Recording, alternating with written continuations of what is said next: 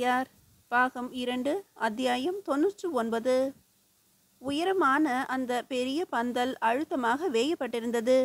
வீடுகளெல்லாம் ஏனோ தானோ என்று கட்டப்பட்டிருந்தன. மழை நீர் உள்ளே வந்தது. எவ்வளவு மண்ணை வாரி தடுத்தாலும் அதையும் மீறி பள்ளமாக இருப்பதால் கரையை உடைத்து கொண்டு வீட்டிற்குள் வந்தது. வீட்டிலுள்ள பெண்களும் குழந்தைகளும் வெளியே வந்து பந்தலில் உள்ள பெரிய பாறைகளில் அமர்ந்து கொண்டார்கள். சுற்றியும் விளக்குகளும் தீப்பந்தங்களும் ஏற்றி வைத்து தூக்க கலக்கத்துடன் ஒருவரையொருவர் பார்த்து கொண்டிருந்தார்கள். மழையின் வேகம் அதிகரித்தது. 1456 சிற்பிகளும் விழித்து கொண்டார்கள். என்ன செய்வது என்ற கவலையோடு மழையை பார்த்தார்கள். காற்று சீறி அடித்தது. சாரல் உள்ளே வந்தது. குழந்தைகள் வீறிட்டு அழுதன. குழந்தைகளை பெண்கள் துணியால் மூடிக்கொண்டார்கள். உடம்புகளை குறுக்கி கொண்டார்கள். சதாசிவ கல்தச்சன் எழுந்து பாறை மீது நின்று சுற்றுமுற்றும் பார்த்தார். 1456 வீரர்களும் இன்னும் நெருக்கமாக கவலையோடு உட்கார்ந்து கொண்டிருப்பதை பார்த்தார். அவர் மேலே நின்று சுற்றி பார்ப்பதை பார்த்து ஒரு 40 வயது பெண்மணி எழுந்து நின்றாள். போதும், கோயில் கட்டியது, என்னை விட்டுவிடு, நான் ஊருக்கு போகிறேன் என்று கை நீட்டி பேசினாள். கோட்டை மாதிரி என் வீடு. 4 தலைமுறை பார்த்து பார்த்து இழைத்து இழைத்து கட்டிய கருங்கல் கட்டடம். ஒரு வெயில் தெரியாது, ஒரு குளிர் எடுக்காது, ஒரு மழைச்சாரல் உள்ளே வராது. தாயின் கர்ப்பப்பை போல மிக அற்புதமான அந்த வீட்டை விட்டுவிட்டு இந்த ஓலை குடிசையில் வந்து நான் என்ன சுகம் கண்டேன்? எதற்கு எங்களை இப்படி வேதனைப்படுத்துகிறீர்கள்? கோயில் வேலை செய்ய வேண்டும்தான், ஆனால் அதற்கான வசதிகள் செய்து கொடுக்க வேண்டாமா? நாங்கள் என்ன அனாதைகளா? எடுப்பார் கைப்பிள்ளைகளா? அந்த பெண்மணி கல் உடைக்கிறவள். உருளை கற்களும் படிக்கற்களும் தூண்களும் செதுக்குகிறவள். சிற்ப வேலை தெரிந்தவள் அல்ல. பெரிய பெரிய பாறைகளை கோடு போட்டு நீள வாட்டிலோ சதுர வாட்டிலோ செதுக்கும்படி சொன்னால் நாள் பூராவும் கொத்து கருவி எடுத்து சின்ன சின்ன செதிலாக பாறைகளை உடைத்து அவள் தூளாக்குவாள். ஒரு அளவு வரை அவள் உடைத்த பாறையை சிற்பிகள் எடுத்து கொண்டு போய் வட்டமாகவோ பட்டையாகவோ சதுரமாகவோ சிற்பங்களுடன் செதுக்குவார்கள். பாதி திட்டம் முடிந்த பாறை என்று அதற்கு பெயர். அந்த பாதி திட்டம் உடைக்கவில்லை என்றால் சிற்ப வேலை செய்ய முடியாது. பாதி திட்டம் உடைக்கிறவர்களிடம் சிற்பங்கள் செய்கின்ற நெளிவு இருக்காது. சிற்பங்கள் செய்கிற நெளிவு இருக்கிறவர்கள் பாதி திட்டம் என்ற வேலை செய்ய மாட்டார்கள். எங்களுக்கு வசதி இல்லை, வேலை செய்ய முடியாது என்று அரசரிடம் திட்டவட்டமாக சொல்லிவிட வேண்டும். வேறு ஏதோ ஒரு பெண் குரல் கூட்டத்தின் நடுவிலிருந்து கேட்டது. அப்படி சொல்ல முடியுமா? அருகில் இருந்தவர் விசாரித்தார். ஏன் முடியாது? 7 பனை உயரம் அரசரா கட்டுகிறார்? இல்லை, இங்குள்ள அதிகாரிகள் கட்டுகிறார்களா? நாம் தானே கட்டுகிறோம். நம்மை அனுசரித்து தானே போக வேண்டும். சவுக்கு வீசினால் கத்தியால் காட்டினால் நடந்துவிட முடியுமா? இப்போது கூட நாம் சலுகைகள் பெறவில்லை எனில் வேறு எப்போது பெறுவது? என்ன சலுகைகள் உங்களுக்கு வேண்டும் என்று யாரோ வேண்டுமென்று தூண்டுவது போல கேட்டார்கள். எந்த சலுகை கொடுத்து விட்டார்கள்? 4 நாட்கள் முன்பு கூட உடையார் ஸ்ரீ ராஜராஜ தேவர் கருமார்ச்சேரிக்கு போயிருக்கிறார். அங்குள்ள கருமார்களுடன் பேசியிருக்கிறார். உங்களுக்கு என்ன வேண்டும் என்று கேட்டிருக்கிறார். அவர்கள் என்ன கேட்டார்கள் தெரியுமா? அந்தணர்கள் போல பூணூல் அணிந்து கொள்ளவும் மந்திரம் சொல்லவும் எங்களுக்கு உரிமை வேண்டும். எங்களை அந்தணர்களை நடத்துவது போல நடத்த வேண்டும் என்றும் சொன்னார்கள். ஒரு கிழவி வாய்விட்டு சிரித்தாள். குதிரையை யானை போல நடத்த முடியுமா, அல்லது யானையைத்தான் குதிரையாக்க முடியுமா? தயவு செய்து மனிதர்களை மிருகங்களோடு ஒப்பிடுவதை நிறுத்தி கொள்ளுங்கள். நாம் ஒரு மரியாதை கேட்கிறோம், அவ்வளவுதான். அந்தணர் என்பது உச்சகட்ட மரியாதை. அதை கருமார்கள் கேட்கிறார்கள், அவ்வளவுதான். இங்கு கிழிந்த ஓலையும் ஈரம் பதிந்த தரையும் வாசற்படியில் ஓடுகின்ற வாய்க்காலும் வெறும் காற்றுக்கு பீத்து கொள்ளும் கதவுமாக வீடு கொடுத்துவிட்டு நம்மை அந்தணர்களைப் போல நடத்து என்றால் நடத்துவார்களா? அடிப்படை வசதியே இல்லையே. இதில் அந்தணர்கள் என்ன, அரசர்கள் என்ன? வேறொரு பெண் உரக்க கத்தினாள். ஒரு நாள் மழைக்கே எல்லோரும் அரண்டு போய் பேசுகிறீர்கள். ஏதோ இதுவரையில் மழையிலேயே நனையாதது போல நாடகம் போடுகிறீர்கள். வெளியூருக்கு வந்திருக்கிறோம், வேலைக்காக வந்திருக்கிறோம். நம் ஆண்கள் எல்லோரும் வீட்டில் உட்கார்ந்து கொண்டு வேலை செய்கிறவர்கள் அல்ல. கருவிகளை எடுத்துக்கொண்டு எங்கு கோயில் இருக்கிறதோ, எங்கு கோயில் கட்டப்படுகிறதோ அங்கு போய் வேலை செய்கிறவர்கள்தான். அந்த இடத்தில் என்ன கிடைக்கிறதோ அதை அனுசரித்து கொண்டு போகிறவர்கள்தான். இந்த வேலை உடையார் ஸ்ரீ ராஜராஜ தேவருக்காக செய்வது என்று தெரிந்தவுடன் அதிகமாக நாம் எதிர்பார்க்கிறோம். இது சிவன் வேலை, சிவனுக்காக செய்கிற வேலை. நாம் எல்லாம் சிவனின் அடிமைகள். கூரையே இல்லாது போனாலும் கூட, உணவே கொடுக்காமல் போனாலும் கூட, வேறு எந்த வசதிகளும் இல்லாமல் போனாலும் கூட வேலையை செவ்வனே செய்து முடிப்பதுதான் நம் குலத்திற்கு அழகு, நம் குடும்பத்திற்கும் அழகு. அதிகமாக இங்கு உட்கார்ந்து கொண்டு பேசுகிறீர்கள். இந்த இடத்திலிருந்து நீங்கள் பேசுவது வெளியே போய் அரசருக்கு தெரிந்தால் அரசர் மனம் வேதனைப்படும் அல்லவா? இல்லை அவர் வேறு ஏதேனும் மோசமான நடவடிக்கைகளும் எடுத்துவிடக்கூடும். என்ன மோசமான நடவடிக்கைகள்? சற்று முன்புதான் கேள்விப்பட்டேன். 10,000 வீரர்களில் பல பேர் சிற்பிகளாம். கங்க தேசத்திலிருந்து வந்திருக்கிறார்களாம். அரசாங்கம் என்பது சாதாரண விஷயம் அல்ல. அரசர்களும் சாமானியமானவர்கள் அல்ல. இளவரசர் ஸ்ரீ ராஜேந்திரர் தேடி பிடித்து இங்கு ஆட்களை அனுப்பியிருக்கிறார். அவர்களுக்கும் எந்த வசதியும் செய்து தரப்படவில்லை. ஏன் வசதிகள் செய்யப்படவில்லை? அத்தனை பேரையும் அரசர் கையோடு கூட்டிக் கொண்டு போயிருக்கிறார். அவர்களுக்கு நடுவே உட்கார்ந்து கொண்டு கதைகள் பேசுகிறார். திருத்தொண்டர் புராணம் சொல்கிறார். ஆம், ஒரு நாளாவது நம்முடைய இடத்திற்கு வந்ததுண்டா? வேறொரு பெண் சீறினாள். இப்பொழுது உங்கள் பிரச்சனை என்ன? உடையார் ஸ்ரீ ராஜராஜ தேவர் உங்களுக்கு நடுவே வந்து பேசவில்லை என்பதா? அல்லது இந்த மழைக்கு தங்குகின்ற வசதிகள் உள்ள வீடுகள் இல்லை என்பதா? அல்லது இந்த இரண்டுமேயா? அந்த கிழவி உரத்து கேட்டாள். எழிலி, தயவு செய்து உட்கார். சதாசிவ கல்தச்சன் எழிலியை உட்கார வைத்தார். எழிலி பாறையிலிருந்து கீழே இறங்கினால் எந்த மறுப்பும் சொல்லாமல் தரையில் உட்கார்ந்து கொண்டாள். எழிலி பேசுவதில் நியாயம் இருக்கிறது. நாம் அழுத்து கொள்ளக்கூடாது. ஆனால் அதே சமயம் இப்படி இயற்கை சீற்றங்கள் ஏற்படும் போது குழந்தைகளோடும் பெண்டுகளோடும் அவஸ்தைப்பட்டு கொண்டிருப்பதை அரசருக்கு தெரிவித்துதான் ஆக வேண்டும். நாமாக போய் தெரிவிப்பதா அல்லது அரசர் வரும்பொழுது சொல்வதா? இதுதான் என் கேள்வி. சதாசிவ கல்தச்சர் உரத்து சொல்ல, குமரி முனையிலிருந்து வடவேங்கடம் வரை சோழ தேசங்களை கட்டி ஆளும் அரசருக்கு உங்களுக்கு என்ன தேவை என்று தெரியாதா? நாம் என்ன செய்கிறோம் என்று தெரியாதா? உங்களுக்கு வசதிகள் குறைவு என்பதை அவர் அறிய மாட்டார் என்று நினைத்து கொண்டிருக்கிறீர்களா?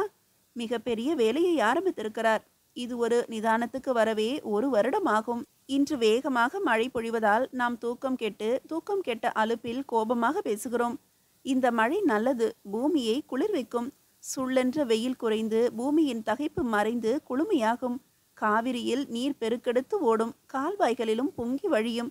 தயவு செய்து விடியல் வரை பொறுத்து கொள்ளுங்கள், எல்லாமும் சரியாகும். எழிலி உரத்த குரலில் கை கூப்பியபடி பேசினாள். கூட்டம் அவளை உற்று பார்த்தது. அவள் சொல்வதில் உள்ள நியாயத்தை புரிந்து கொண்டது. சதாசிவ கல்தச்சன் எழிலியை பார்த்து மெல்ல சிரித்தான். குடந்தையில் ஒரு கோயில் விமானம் கட்டிக்கொண்டிருந்த போது விமான வேலை செய்து கொண்டிருந்த எழிலியின் புருஷன் கால் தவறி விழுந்து இறந்து போனான். கோயில் வேலைகள் ஆரம்பித்து பாதி நடந்து கொண்டிருந்த போது கடும் மழை பெய்தது. சுதைகள் கரைய ஆரம்பித்தன. இரவு நேரம் சுதைகளை பார்த்துவிட்டு வரலாம் என்று எழிலியின் கணவன் விமானத்தின் மேல் ஏற கால் தப்பி சுண்ணாம்பு நீர் வழுக்கி தரை நோக்கி விழுந்து தலையில் அடிபட்டு இறந்து போனான். மழைதான் காரணம் என்று பல பேர் சொன்னார்கள். ஆனால் எழிலி மழையை கோபித்து கொள்ள மறுத்துவிட்டாள். அவர் தலையெழுத்து முடிந்து போயிற்று. என் விதி மோசமாக இருந்திருக்கிறது. நான் போன ஜென்மத்தில் செய்த பாவம் என்னை இன்னமும் துரத்துகிறது. இதற்கு மழையை நோவானேன்? இந்த மழை நல்லது, மக்களுக்கு உதவி செய்யக்கூடியது. இதை நான் நோவதாக இல்லை. என் புருஷன் இறந்ததற்கும் மழைக்கும் எந்த சம்பந்தமும் இல்லை என்று ஆணித்தரமாக அப்பொழுதே சொன்னவள். இப்பொழுது மழையை யாரோ கோபித்து கொள்ளும் பொழுதும் அவள் முன்னே வந்து மறுத்து பேசுகிறாள். எழினியின் கணவர் சுதை வேலை செய்கிறவர். எழிலிக்கு இந்த சுதைக்காக சுண்ணம் அரைக்கின்ற வேலை. புருஷன் இறந்து சில மாதங்கள் அமைதியாக இருந்த எழினி மறுபடியும் வேலைக்கு மனம் தேறி வந்துவிட்டாள். இப்படி சுதைக்கு சுண்ணம் தயாரிக்கின்ற வேலையை அவள் மட்டும் செய்யாமல் பல பெண்களுக்கு கற்றுக் கொடுத்து கொண்டிருக்கிறாள். அதில் புதிதாக என்னவெல்லாம் செய்யலாம் என்று யோசித்து செய்பவள். 60 வயதில் அவள் தளராது இருந்தாலும் முன்பு போல சுண்ணம் அரைக்க முடியவில்லை. வேறு யாரேனும் அரைத்தால் பதம் பார்த்துவிட்டு எப்படி அரைப்பது என்று சொல்லி கொடுத்துவிட்டு நகர்ந்து விடுவாள். ஆனால் ஓய்ந்திருக்க மாட்டாள். எல்லா இடத்திற்கும் போய் வேலை எப்படி நடக்கிறது, யார் யாரை உற்சாகப்படுத்த வேண்டும், என்ன விதமான குறைகள் இருக்கின்றன என்று சுற்றி சுற்றி வருவாள். வெறுமே சுற்றி வந்தால் நன்றாக இருக்காது என்று ஒரு அதிகாரியைப் போல கர்வம் ஏற்பட்டுவிடும் என்று ஒரு பானையை இடுக்கி கொண்டு பானையின் மேல் மூடி வைத்துக்கொண்டு மூடியின் மீது ஒரு குவளை வைத்துக்கொண்டு நீர்மோர் வேண்டுமா என்று வேலை செய்பவர்களிடம் கேட்டுக்கொண்டு நீர்மோரும் பானகமும் கொடுத்து கொண்டிருப்பாள். நான் ஒன்று சொல்கிறேன் ஐயா என்று ஒரு நடுத்தர வயது கல்தச்சன் எழுந்து நின்றான். சிற்பிகளைப் போல எடுபட்டவர்கள் வேறு எவரும் இல்லை. எத்தனை சிறப்பாக கட்டினாலும், எத்தனை உயரமாக கட்டினாலும், எத்தனை ஆபத்துக்களை மீறி உற்சாகமாக வேலை செய்தாலும் நம்மை ஆதரிப்போர் என்று எவரும் இல்லை. நம்முடைய வேதனைகள் என்ன, குறைகள் என்ன என்று கேட்பதற்கு கூட ஆள் இல்லை. அரசர் வேலைக்கு வந்துவிட்டோம். அனுசரித்துதான் போக வேண்டும்.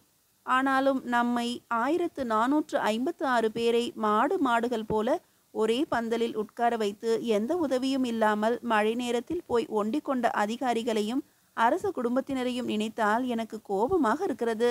சிற்பிகளை குப்பையாக நினைத்தவர்கள் இதோ தேவரடியார்களுக்கு எத்துணை அழகாக வீடு கட்டி கொடுத்திருக்கிறார்கள். இந்த செங்கல்லும் ஓடும் போட்டு வீடு கட்டி கொடுத்தால் நான் இருக்க மாட்டேனா? என் பெண்டும் குழந்தைகளும் குடியிருக்க மாட்டார்களா? எங்களுக்கு மட்டும் ஓலை என்று எப்படி தீர்மானித்தார்கள்? இதை கேட்கக்கூடாதா? கேட்கின்ற தலைவர் நம்மிடையே இல்லையா? எனக்கு வீடுகள் வேண்டாம். இங்கு வந்திருக்கின்ற 10,000 அடிமைகளையும் அரண்மனைக்கு அழைத்து போய் அங்கு விருந்து கொடுத்து கொண்டாடுகிறார் மன்னர். அப்பொழுது நான் யார்? வேண்டாதவனா? கோயில் வேலை செய்பவனும் நாயினும் கீழானவனா? கூலிப்படையை சேர்ந்தவன் உத்தமமானவன், கோயில் சிற்பி மட்டமானவனா? எதற்காக இந்த கிழவி எழுந்து அரசருக்கு ஆதரவாகவும் நம்மை இழித்தும் பழித்தும் பேசுகிறாள் என்று புரியவில்லை. மழை நின்றதும் நாளை காலையில் நானும் என் மனைவியும் 2 பிள்ளைகளும் இந்த இடத்தை விட்டு எங்கள் ஊருக்கு போகிறோம். யார் தடுத்தாலும் எங்களால் இங்கு வேலை செய்ய முடியாது என்று சொல்லிவிட்டு உதறிவிட்டு போகிறோம். யார் என்ன நினைத்தாலும் சரி, இது என் முடிவான விஷயம் என்று உரத்து சொல்லி கற்பாறையில் அமர்ந்தான். அவன் சொல்லுவது சரி என்றும் தவறு என்றும் சிலர் முணுமுணுத்தார்கள். வேட்டியால் முகம் மூடி கூரை பந்தலின் சவுக்கு கட்டையில் சாய்ந்து கொண்டிருந்த பிரம்மராயரின் உளவுப்படை வீரன் ஒருவன் மெல்ல வேட்டியை மடித்து கொண்டு ஒதுக்குப்புறம் போவது போல போய் மழையில் நனைந்து இருட்டில் கரைந்து பிரம்மராயரின் இடத்தை நோக்கி நடந்தான். வழியிலுள்ள வீரனை மடக்கி குதிரை வாங்கி கொண்டான். அடுத்த அரை நாழிகையில் பிரம்மராயர் குதிரையோடு அந்த கூரை பந்தலுக்கு வந்தார். சிற்பிகளும் குழந்தைகளும் சுருண்டு தூங்கிக் கொண்டிருந்தார்கள். மழை லேசாக விட்டு அடுத்த வலுவான வீச்சுக்கு ஏற்பாடு செய்து கொண்டிருந்தது. உட்கார்ந்து கை கருங்கல்லால் தரை மண்ணை கிளறி கொண்டிருந்த எழிலி திடுக்கிட்டு நிமிர்ந்து பிரம்மராயரை பார்த்து எழுந்து நின்று கை கூப்பினாள். பிரம்மராயர் அவளை தனியே வரும்படி சைகை செய்ய ஓலை தடுக்கை தனித்தனியே பிடித்து கொண்டு தேவரடியார்கள் இருக்கின்ற இடம் போய் முதல் வீட்டை அடைந்தார்கள். திண்ணையில் ஏறி நின்று கதவு தட்டினார்கள். கரிய மாணிக்கம் கதவு திறந்தாள். மீதியை அடுத்த அத்தியாயத்தில் காணலாம். அத்தியாயம் 100. கரிய மாணிக்கம் கதவு திறந்தாள். அருண்மொழி பட்டரும் வருகிறாரா? கரிய மாணிக்கம் உரத்து கூறியபடி பிரம்மராயருக்கு பின்பக்கமாக எட்டி பார்த்தாள். பிரம்மராயருக்கு அந்த கேள்வி பிடிக்கவில்லை. எழிலி தயங்கி தயங்கி உள்ளே நுழைய அவளை கரிய மாணிக்கம் வரவேற்றாள். 2 பேருக்கும் மணை போட்டால் எதிரே உட்கார்ந்து கொண்டாள். இவர் எழிலி, சுதை சிற்பி ருத்ரபூபதியின் மனைவி. ருத்ரபூபதி இப்போது இல்லை. விமான வேலை செய்யும் போது இறந்து போய்விட்டார். எங்கள் ஊர் அமன்குடியில் உள்ள துர்கை கோயில் அவரது கைவண்ணத்தில்தான் மின்னிக் கொண்டிருக்கிறது. இந்த தேவரடியார் பெயர் கரிய மாணிக்கம். எச்சுமண்டை என்று இன்னொரு தேவரடியாரோடு இங்கு குடியிருக்கிறார். நீங்கள் நான் எல்லோராலுமே சிவத்தொண்டு செய்ய தயாராகி கொண்டிருக்கிறோம். அதனால்தான் பரஸ்பரம் அறிமுகம் செய்து வைத்தேன். பிரச்சனை எது நடுவே கிளம்பினாலும் சிவத்தொண்டு நிற்கக்கூடாது என்பதை மட்டும் தயவு செய்து புரிந்து கொள்ளுங்கள் என்று மிருதுவாக பேசினார். எழிலி அந்த பேச்சுக்கு அப்பால் தன்னை விட வயதில் இளையவளான வாலிபத்தின் மெடுக்கில் இருக்கின்ற கரிய மாணிக்கத்தை பார்த்து புன்னகை செய்தாள். அடுத்தவள் எங்கே என்று கேட்க அவள் தூங்கிக் கொண்டிருக்கிறாள் என்று சைகையால் கரிய மாணிக்கம் சொல்ல, அந்த பேச்சு இல்லாத சைகை மொழியே அவர்களுக்குள் ஒரு நல்ல இனிய இறுக்கத்தை ஏற்படுத்தியது. அதே நேரம் அரண்மனையில், அடடா, எவ்வளவு பெரிய அரண்மனை! எத்தனை பெரிய முற்றம்! ஒரே நேரத்தில் 40 யானைகள் 100 குதிரைகள் கட்டும்படியான உட்புறம். இதற்கு வடக்கு பக்கம் அந்த புறவாசல். அதற்கு ஒரு மதில் சுவர். மதில் சுவர் மீது தீப்பந்தங்கள், காவலர்கள், முள்வேலிகள் என்று அத்தனை பாதுகாப்பு. விகர்ணன் உள்பக்கமாகவே சுற்றி சுற்றி வந்தான். ஒவ்வொரு கொட்டடியாக தாண்டி இடதும் வலதும் அலைந்தான். தரை மிக கவனமாக ஈசானிய மூலையில் சரியும்படி வைக்கப்பட்டிருந்தது. ஈசானிய மூலையில் மிக பெரிய கிணறு இருக்கிறது. யானைகளை குளிப்பாட்ட வேண்டும் என்பதற்காக பெரிய தொட்டியும் கிணற்றுக்கு அருகே 3 பேர் ஓடக்கூடிய ஏற்றமும் இருந்தது. எதிர்பக்கம் இன்னொரு ஏற்றமும் இருந்தது. இந்த ஏற்றத்திற்கும் அந்த ஏற்றத்துக்கும் நடுவே நல்ல இடைவெளி. பெரிய தொட்டியில் பெரிய ஏற்றம் இறைத்து கொண்டிருக்கும் பொழுது சிறிய தொட்டியில் சிறிய ஏற்றம் வைத்து இறைத்து கொள்ளலாம். அப்படியானால் எவ்வளவு இறைத்தாலும் வற்றாத கிணறு என்றுதானே அர்த்தம். அப்படி வற்றாமல் இருக்க வேண்டும் என்பதற்காக கிணற்றை ஈசானிய மொழியில் வைத்து தரையில் கல் தடங்கள் அமைத்து பெய்கின்ற மழை நீர் முழுவதும் கிணற்றுக்குள் விழும்படி செய்திருக்கிறார்கள். குதிரைகளுக்கு சுவரில் வளையங்கள் வைத்திருக்கிறார்கள். யானை கொட்டடியில் வளையங்கள் முழுவதும் தரையில் அடிக்கப்பட்டிருக்கின்றன. யானை வளையத்தை இழுத்து சுவரை பாழாக்கிவிடும் என்பதால் வளையங்கள் எல்லாம் பாறைகளுக்கு இடையே அடிக்கப்பட்டிருக்கின்றன. எல்லா வளையங்களும் எந்த பிசிறும் இல்லாமல் மிக நேர்த்தியாக செய்யப்பட்டிருக்கின்றன. யானை கட்டுகிற சங்கிலியை விகர்ணன் கையில் எடுத்து பார்த்தான். நல்ல பளபளப்பாக இருந்தது. சங்கிலி இரும்பில் கருப்பும் வெளுப்பும் மாறி மாறி தென்பட்டன. அதாவது சங்கிலியை அடித்து கோர்த்துவிட்டு சங்கிலியை உறுதியாக்க பழுக்க காய்ச்சி எண்ணெயில் இறக்கி வலுவேற்றி இருக்கிறார்கள். இரும்பு வேலை அற்புதமாக செய்கிற ஆட்கள் யாரோ தஞ்சையில் இருக்கிறார்கள். குதிரை லாடங்கள் ஒரு இடத்தில் குவிந்து கிடந்தன. எல்லாம் பழைய லாடங்கள். அந்த லாடங்களை விகர்ணன் எடுத்து பார்த்தான். யவனர்களுடைய குதிரைகளுக்கு போடப்படும் லாடம் போலவே இருந்தது. சோழ தேசத்தில் லாடங்கள் இல்லாமல் குதிரைகளை ஓட்டுவது இல்லை என்று கேள்விப்பட்டிருக்கிறான். குதிரைகளை காடு மேடுகளில் வேகமாக துரத்த லாடங்கள் மிக அவசியம் என்று பலர் சொல்வதுண்டு. ஆனால் கங்க தேசத்தில் லாடங்களை உபயோகிப்பதில்லை. அரசருடைய குதிரைகளுக்கு மட்டும் லாடங்களை போடும் வழக்கம் சமீபமாக வந்தது. சோழ தேசத்திலும் இப்பொழுதுதான் ஒரு 10-15 வருடங்களுக்கு முன்புதான் லாடங்கள் மாட்டுகின்ற அமைப்பு ஏற்பட்டது. இதை எருதுகளுக்குத்தான் முதலில் பயன்படுத்தினார்கள். பிறகு குதிரைகளுக்கும் மாட்டினார்கள். பாதங்களில் லாடங்களை பொருத்தியது போலவே சேனங்களிலும் மாறுதல்கள் செய்தார்கள். குதிரைகளுடைய வாய் சேனங்களையும் முதுகில் அமரக்கூடிய படுக்கைகளையும் புரட்டி பார்த்தான். தையல் மிக அழுத்தமாக இருந்தது. தோல் எருமை தோலாக இருந்தது. 2 வார்களை இணைக்கும் இரும்பு வளையங்கள் மிக மழுமழுப்பாக இருந்தன. சில இடங்களிலே அலங்காரமான குதிரை கண் பட்டைகளும் மாட்டப்பட்டிருந்தன. மிரளுகின்ற குதிரைகளுக்கு கண் பட்டைகள் கட்டி அனுப்புவார்கள் போலும். சில சவுக்குகள் இருந்தனவே தவிர வேறு எந்த ஆயுதமும் இல்லை. நீண்ட இரும்பு கம்பிகள் துரு பிடித்தவைகள் சிலது ஓரத்தில் போடப்பட்டிருந்தன. ஏதாவது ஒன்றை எடுத்து வைத்துக் கொள்ளலாமா, தேவையா என்று அந்த இரும்பு கம்பிகளை அவன் பார்த்தான். இல்லை, இவைகளை வைத்திருப்பதன் மூலம் தொந்தரவுகள் தான் ஏற்படும் என்று நினைத்து கொண்டு கீழே போட்டான். ஒரு அங்குசம் கூட இல்லாமல் இங்கே வீரர்கள் வந்து தங்க போகிறார்கள் என்று அத்தனையும் வாரி போயிருக்கிறார்கள். இல்லையெனில் இத்தனை குதிரைகள் இத்தனை யானைகள் இருக்கின்ற இடத்தில் உடைவாட்களும் ஈட்டிகளும் இரும்பு தடிகளும் இல்லாமலா போகும்? அடிமை வீரர்கள் வரப்போகிறார்கள் என்பதற்காக சகலமும் அப்புறப்படுத்தப்பட்டு தயாராக வைக்கப்பட்டிருக்கிறது. அப்படியெனில் இந்த இடத்தில் உள்ள விஷயங்களை அப்புறப்படுத்த சில 100 வீரர்கள் தேவைப்பட்டிருக்கும். அப்படியெனில் இந்த வீரர்கள் வெகு விரைவில் கால் நாழிகையில் இந்த இடத்தில் உள்ள அத்துணை ஆயுதங்களையும் பார்த்து பார்த்து எங்கோ ஒளித்து வைத்திருக்க வேண்டும். இதை இவ்வளவு தெளிவாக யோசிக்கின்ற அதிகாரிகள் இங்கு இருக்க வேண்டும். அவர்கள் யோசிப்பை நிறைவேற்றுகின்ற வேலையாட்களும் இருக்க வேண்டும். அப்படியானால் இது மிக மிக கட்டுக்கோப்பான ஒரு அரண்மனை, மிக தெளிவான ஒரு நிர்வாகம். அந்த புல்வெளி திடலில் இருந்து இந்த அரண்மனைக்கு வருவதற்கு இந்த இடம் காலி செய்யப்பட்டிருக்கிறது என்றால் இது மகத்தான சாதனை அல்லவா? சோழ தேசம் ஜெயித்ததில் ஆச்சரியமே இல்லை. சோழ தேசத்தில் மக்கள் கட்டுக்கோப்பாக தன் நாடு, தன் மொழி, தன் மதம் என்று இறுக்கமாக இருக்கிறார்கள். அதிகாரிகள் பேச்சை வேலைக்காரர்கள் கேட்கிறார்கள்.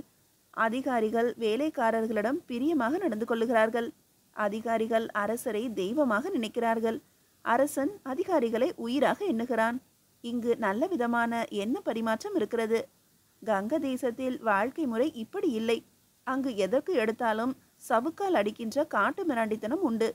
இனிமையான வார்த்தைகள், பாராட்டுகள் எல்லாம் ஒரு பொழுதும் வேலைக்காரர்களுக்கு கிடைப்பதில்லை. மரியாதையான உணவை ஒரு வேளை கூட கொடுப்பதில்லை. அந்த அந்தப்புற கதவுக்கு அருகே போய் நின்றதும் என்ன வேண்டும் என்று ஒரு குரல் வந்தது. இருட்டில் நின்றிருந்த வீரர்கள் வெளியே வந்து அவன் அருகே வந்து விகர்ணனை நிமிர்த்தி பார்த்தார்கள். ஏதும் அவசரமா என்று கேட்டார்கள். ஒன்றுமில்லை, இது என்ன இடம்? அந்தப்புறம்.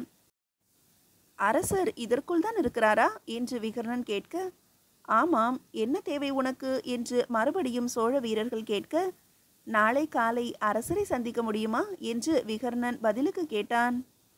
எதற்காக அரசரை சந்திக்க வேண்டும்? காலில் விழுந்து வணங்க வேண்டும். என்னை அறிமுகப்படுத்தி கொள்ள வேண்டும். அப்படியா? அறிமுகப்படுத்தி கொள்ளும்படியாக நீ யார், எங்களுக்கு சொல் என்று வீரர்கள் சாதாரணமாக கேட்டார்கள். கங்க தேசத்தில் ஒரு நாளும் எந்த வீரனும் இப்படி வாசலில் வந்து நிற்கின்ற வழிபோக்கனிடம் பேச மாட்டார்கள். வந்ததுமே அடிதான் விழும், மிரட்டல் தான் இருக்கும்.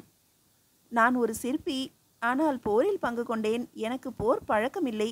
என்னை போன்ற பலருக்கும் போர் பழக்கமில்லை. அதனால் வலிவுமிக்க சோழ வீரர்களிடம் எளிதாக தோற்று போனோம். சோழ வீரர்கள் கைது செய்து கொண்டு இங்கே அழைத்து வந்து விட்டார்கள். 2.5 வருடங்களுக்கு முன்பு நடந்த போரில் நான் கைதாகி திருவொற்றியூரில் வெகு காலம் சிறை வைக்கப்பட்டேன்.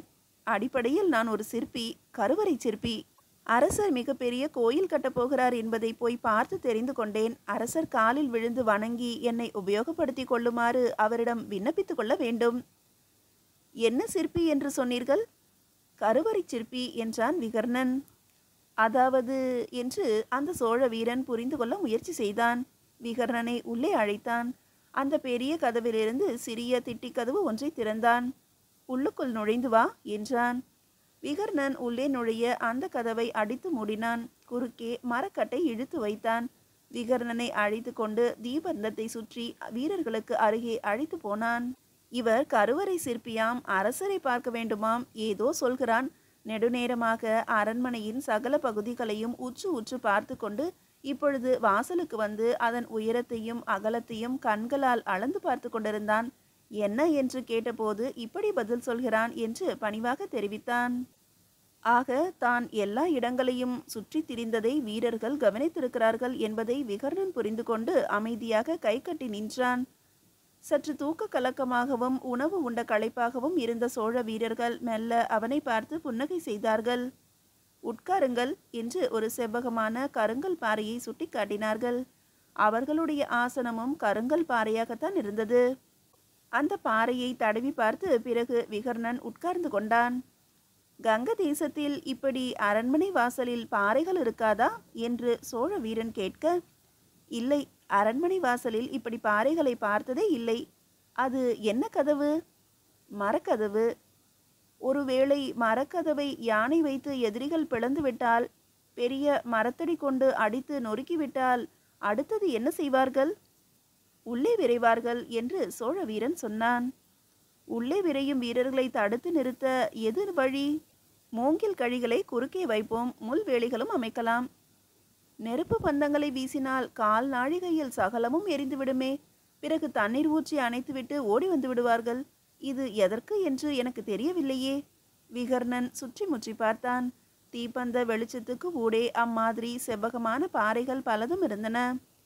கதவுகள் உடைபடும் என்று தெரிந்துவிட்டால் நாங்கள் இந்த பாறைகளை இழுத்து நடுவே போட்டு விடுவோம் என்று தலைமை வகிப்பவன் போலிருந்த வீரன் சொன்னான்.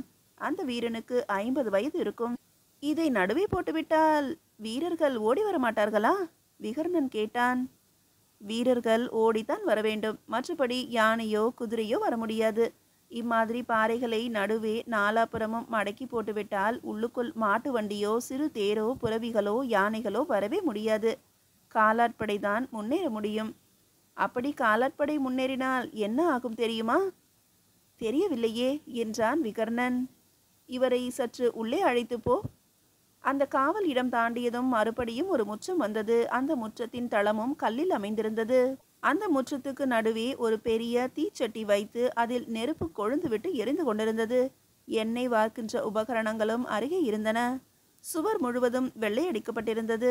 வெள்ளையில் நெருப்பு வெளிச்சம் பட்டு அந்த இடம் பிரகாசமாக இருந்தது. யார் ஓடினாலும் யார் அசைந்தாலும் நிச்சயமாக தெரியும். இந்த காவல் வாசலுக்கும் அடுத்த அந்த புற வாசலுக்கும் இடையே 25 தப்படிகள் இடைவெளி இருந்தன. இந்த இடத்தை யார் தாண்டினாலும் பல அம்புகள் தைக்கும்படியாக வீரர்கள் மேலே உட்கார்ந்திருப்பார்கள். அம்புகளை தடுக்கின்ற கேடயத்தோடு எவரேனும் வந்துவிட்டால் அவரை துரத்தவும் நாங்கள் வழிவகை வைத்திருக்கிறோம். கொதிக்கின்ற எண்ணெயை பெரிய கரண்டிகளில் மொண்டு இங்கு நிற்பவர் தலையில் ஊற்ற முடியும். அடே, அந்த கரண்டியை காட்டடா. கீழிருந்து குரல் கொடுக்க அந்த முற்றத்தின் மதில் சுவர் மேலிருந்த வீரன் மூங்கில் துணியில் சுற்றப்பட்ட மிக பெரிய அகப்பையை காட்டினான். அகப்பை மீண்டும் உள்ளுக்குள் போயிற்று.